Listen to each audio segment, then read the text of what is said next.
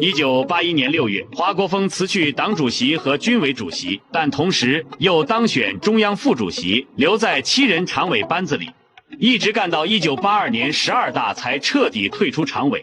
華國鋒的辭職之路為什麼如此特殊？這樣的安排背後有什麼考量呢？如果還沒看過完整內容，點擊頭像進入主頁，找到上集觀看。這集咱們接着往下看。1981年6月，黨的11屆六中全會如期召開，全會正式同意華國鋒辭去中共中央主席、中央軍委主席2項黨內最高職務。至此，1976年以來他兼任的3大核心崗位全部完成交接。但這次人事調整並非一刀切徹底退出。全會投票重新組建中央政治局常委會，華國鋒依然位列7名常委之中，同時當選中央副主席，持續參與中央集體領導工作，一直履職到1982年黨的12大，分2次卸任，卸任一把手仍保留常委身份。這套特殊過渡安排，核心源於2大現實考量。第一，黨政軍分屬3套獨立法定機構，人事調整必須對應各自會議程序。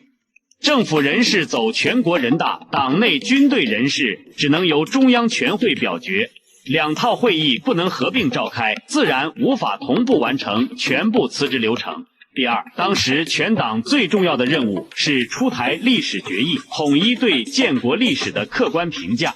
高層班子調整必須和決議審議同步推進，需要充分時間研討，凝聚全黨共識，不能倉促換人，引發思想波動。整套交替節奏清晰有序。1980年，人大會議先調整政府總理，歷時9個月，充分研討歷史評價與班子方案。1981年六中全會同步調整黨軍隊最高負責人，同時設置過渡崗位，保留華國鋒在常委班子，保障工作平穩銜接。